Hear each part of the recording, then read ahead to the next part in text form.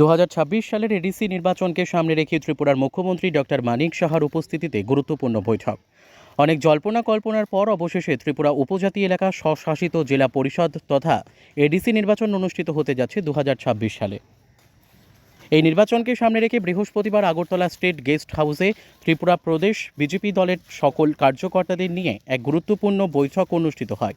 উপস্থিত ছিলেন ত্রিপুরার মুখ্যমন্ত্রী ডক্টর মানিক সাহা, ত্রিপুরা প্রদেশ বিজেপি সভাপতি তথা রাজ্যসভার সাংসদ রাজীব ভট্টাচার্য, ত্রিপুরা প্রদেশ বিজেপি সহ সভানেত্রী পাপিয়া দত্ত সহ অন্যান্যরা। আজকের এই বৈঠকে 2026 সালে ত্রিপুরা এডিসি নির্বাচনকে রেখে জনজাতি এলাকাগুলোতে কী কী সমস্যা রয়েছে এবং জনজাতি এলাকাগুলোর আরও উন্নয়নের জন্য বিস্তারিত আলোচনা হয়েছে। মুখ্যমন্ত্রী ডক্টর মানিক সাহা বললেন, বিশ্বের সর্ববৃহৎ শক্তিশালী দল হচ্ছে ভারতীয় জনতা পার্টি। বিজেপি দলে যে রেকর্ড সংখ্যক সদস্য আছে তা অন্য কোনো রাজনৈতিক দলে দেখা যায়নি। ত্রিপুরায় 31% জনজাতি মানুষ বসবাস করছে। জনজাতি মানুষজনদের আর্থসামাজিক উন্নয়ন, তাদের জীবনধারায় মান উন্নয়ন, শিক্ষা, স্বাস্থ্য এবং পরিকাঠামোগত উন্নয়নের জন্য কাজ করে চলেছে বিজেপি পরিচালিত ত্রিপুরা সরকার। ভারতীয় জনতা পার্টি আমাদের যে জনজাতি নেতৃবৃন্দরা আছে তাদেরকে নিয়ে আমরা সময় সময় আমরা চিন্তন বৈঠক করি। চিন্তন বৈঠকের আসল উদ্দেশ্য হচ্ছে যে নিজেদের যে আত্মসমালোচনা এবং আগামী দিনে সেটাকে আত্মসমালোচনার মাধ্যমে নিজেকে কোন দিশায় আগামী দিন চলা উচিত সেই বিষয়ে চিন্তাধারা করা এবং ভারতীয় জনতা পার্টিকে শক্তিশালী করা। আমরা সবাই জানি যে বিশ্বের সর্ববৃহৎ পার্টি হচ্ছে ভারতীয় জনতা পার্টি। ভারতবর্ষে তো বটে, এত সংখ্যক মেম্বার এখন পর্যন্ত ভারতবর্ষে আর কোনো পার্টিতে দেখা যায়।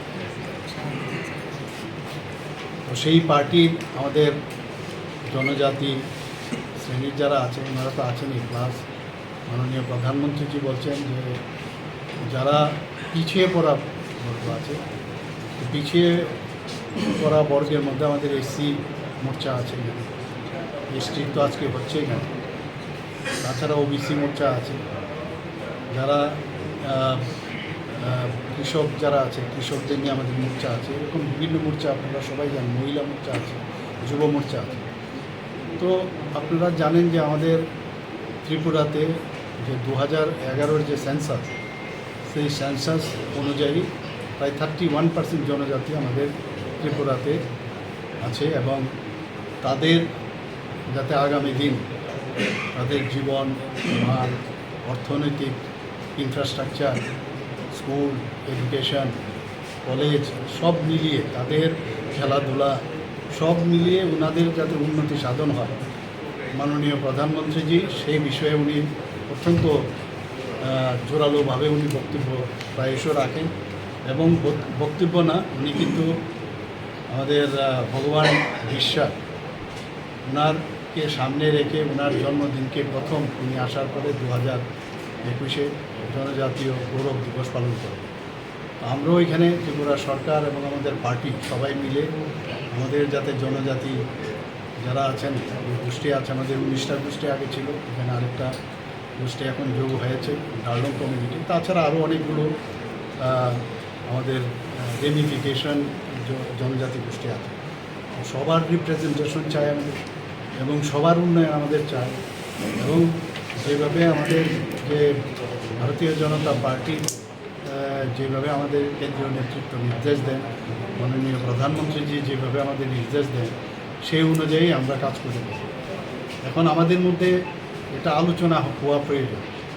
আজকের এই বৈঠকে আমাদের আলোচনা হবে আমাদের মাননীয় প্রধানমন্ত্রী নরেন্দ্র মোদীজি জনজাতিদের জন্য কী করেছেন, পাশাপাশি দেশের জন্য কী করেছে, আবার আমাদের রাজ্য সরকার আমরা কী কী করেছি সেই বিষয়ে এখানে আলোচনা হবে এবং তাতে করে এই যে চিন্তন বিষয় বিভিন্ন বিষয় আলোচনা হবে। তো এই সমস্ত বিষয় এখানে আজকে আলোচনার জন্য এই চিন্তন বৈঠক। আমাদের সাথে অলরেডি আইপিএফটি আমাদের সাথে আছে, অলরেডি অ্যালায়েন্স পার্টনার মতো আমাদের সাথে আছে, ওনারাও কিন্তু জনজাতি গোষ্ঠী সম্প্রদায়েরই একটা পার্টি। তো সেই জায়গার মূলত তো সেই জায়গায় এইসব টোটাল বিষয়ে আজকে এখানে আলোচনার জন্য চিন্তন বৈঠকের আয়োজন করা হয়েছে। আমাদের ওদের সাথে আমাদের ভারতীয় জনতা পার্টি ত্রিপুরা প্রদেশের মাননীয় সভাপতি এবং রাজ্য সভার সদস্য শ্রী রাজীব ভট্টাচার্য আমাদের সাথে আছেন। আমাদের মাননীয় মন্ত্রী যিনি ট্রাইবেল ওয়েলফেয়ার মিনিস্টার উনিও আমাদের সাথে রয়েছেন এবং আমাদের প্রাক্তন যিনি আমাদের এমপি ইস্ট কনস্টিটিউয়েন্সি রেবতীবাবু উনিও আমাদের সাথে আছেন। আর তাছাড়াও যারা এমএলএরা আছেন আমাদের ট্রাইবেল নেতাদের মধ্যে যারা আছেন এবং যারা এমডিসির যারা আছেন তারাও আছেন এবং যারা নেতৃস্থানীয় ভারতীয় জনতা পার্টির নেতৃস্থানীয় সবাই এখানে উপস্থিত আছেন। সবাই মিলে আজকে আলোচনা হবে। আগামী দিন আপনারা জানেন যে ইলেকশন হতে যাচ্ছে, এডিসির ইলেকশন। তো এডিসির ইলেকশনে আমাদের কী কৌশল থাকবে, কী ধরনের কথাবার্তা নিয়ে আমরা মানুষের কাছে যাব, সেই বিষয়ে আজকে এখানে। Thank you. ত্রিপুরা থেকে বিক্রম কর্মকারের report, crime press, Bengal news. তোমার আমার সকলেরই একটাই পছন্দ, মাদার্স চয়েস।